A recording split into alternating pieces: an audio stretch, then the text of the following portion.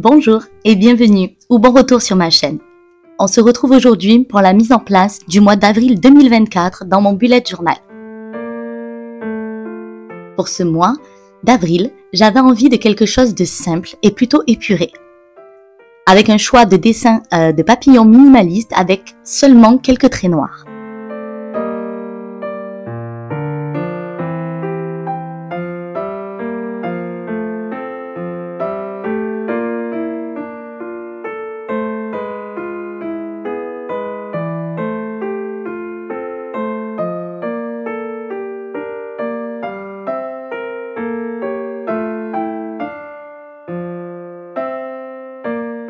Pour habiller un peu la page, j'ai opté pour des espèces de guirlandes, on va dire, réalisées uniquement avec des petits points noirs, des plus gros points entourés de plus petits points.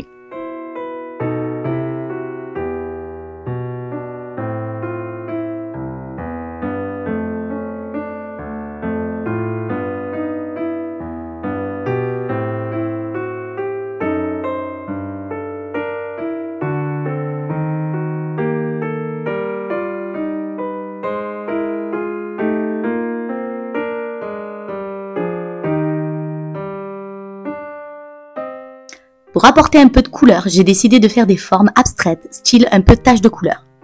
J'ai commencé avec un bleu très pâle, que j'ai voulu associer avec un bleu foncé, mais je n'ai pas trop aimé l'association des deux, alors je suis venue repasser le clair avec un espèce de bleu gris. Ça fait un bon moment que j'avais envie d'essayer de faire ce style de mise en page à base de formes abstraites colorées, et je suis contente que ce soit chose faite.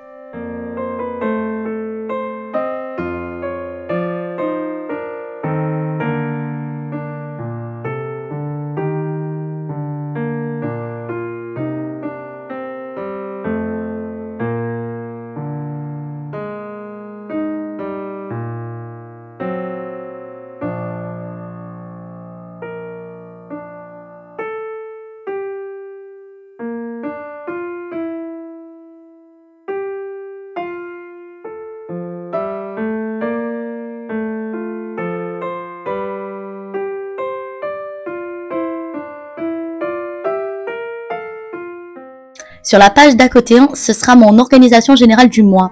Je commence par tracer un calendrier avec des petites cases de 3 par 3.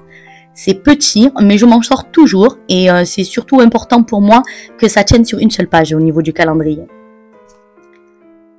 Dans les cases du haut, je note les 3 premières lettres de chaque jour de la semaine. Et dans les coins en haut à droite de chaque case, je note le numéro des jours.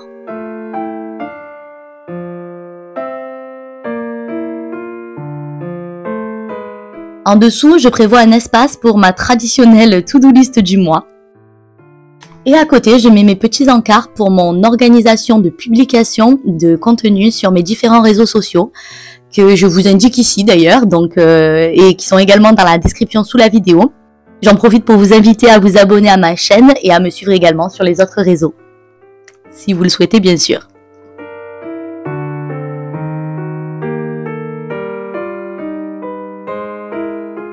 Je structure en beige les lignes pour ma to-do list et je rajoute des petites taches de couleur.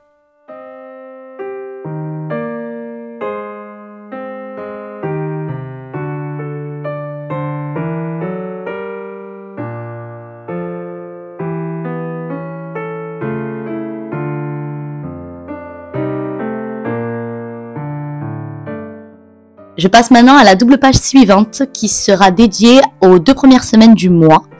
J'ai choisi ce mois-ci la mise en forme que j'utilise le plus souvent. J'avoue que c'est celle qui me vient le plus spontanément quand je prépare mes pages du mois. Je sais pas, je la trouve pratique et puis je trouve qu'en termes de format, elle est idéale. En général, je manque pas de place avec cette structure-là.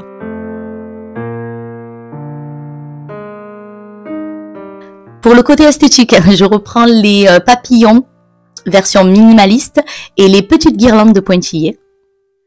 Pour les jours, j'ai écrit simplement les jours de la semaine et les numéros avec mon écriture classique, quotidienne, enfin mon écriture à moi quoi. Et je trace les cadres simplement à la règle et au fineliner noir.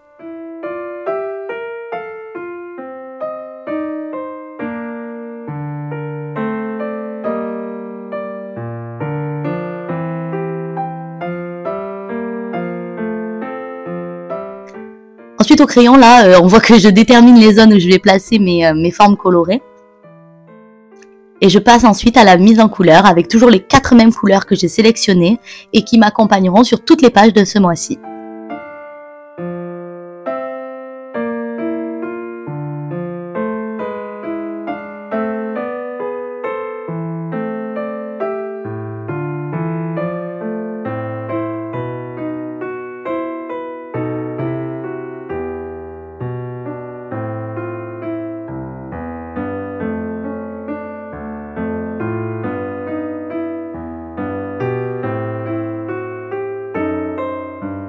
Pour les 2 semaines suivantes, je reproduis la même mise en forme.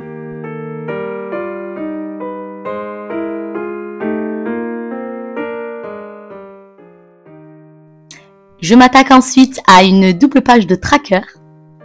Et ce mois-ci, je me suis sentie, je sais pas, j'avais envie de me faire un mood tracker pour traquer mon humeur.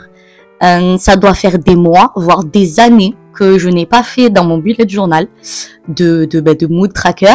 J'avoue que je suis pas une grande adepte de ce suivi-là, mais j'avais envie justement d'essayer à nouveau. Je sais pas, je vais voir si je le suis devenue ou si j'y vois toujours pas vraiment d'intérêt. Ce qui m'embête le plus, pour être tout à fait honnête, c'est que je me dis, quitte à faire un tracker d'humeur, j'ai envie que le rendu final soit joli et que même si j'ai été d'humeur massacrante tout le mois, qu'avec les couleurs, le rendu final soit quand même sympa. Mais du coup, ça veut dire qu'au quotidien, en plus d'avoir mon bullet journal qui traîne toujours un peu partout chez moi, j'aurai aussi des feutres avec les différentes couleurs pour les différentes humeurs. Et du coup, ça me saoule.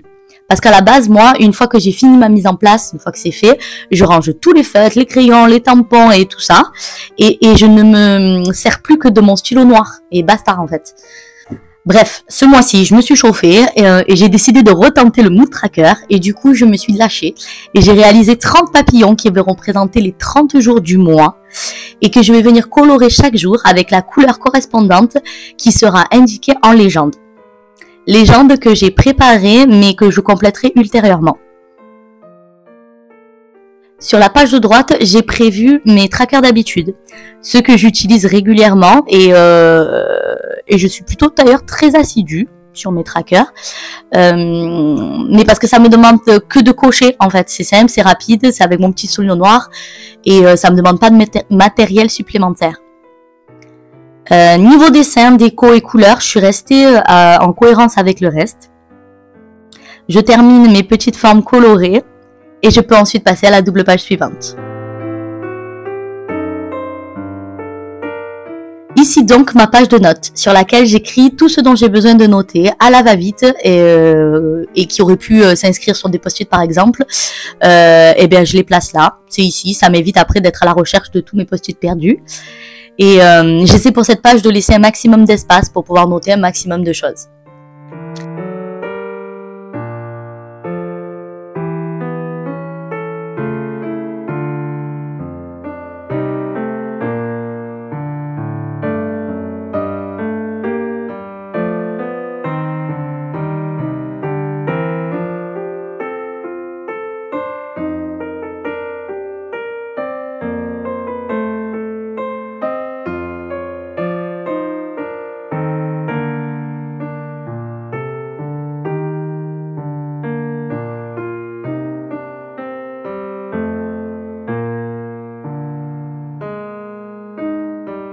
Sur ma dernière double page, je reprends le même design au niveau esthétique, toujours les papillons minimalistes et les guirlandes pointillées.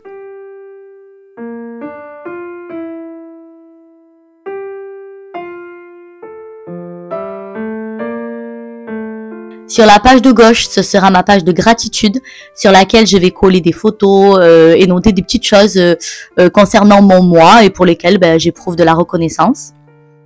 Sur la double page de droite, c'est ma partie bilan sur laquelle je peux faire le point mensuel sur l'avancement de mes objectifs annuels, classés par item, concernant la culture, la santé, le pro, le perso, les finances et les loisirs.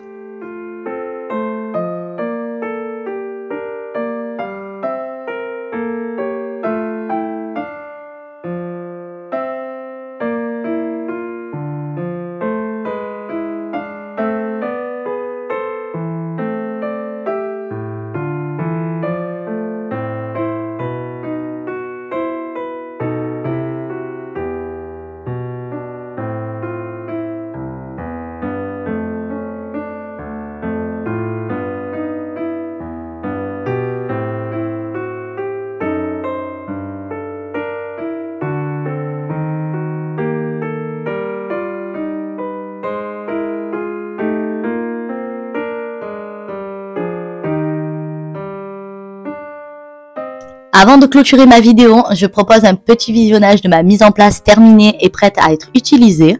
N'hésitez pas à aimer, commenter et partager. Également à vous abonner et à activer la cloche pour ne rater aucune de mes publications. Je vous remercie, je vous souhaite une bonne journée, une bonne soirée et peut-être même une bonne nuit et je vous dis à bientôt.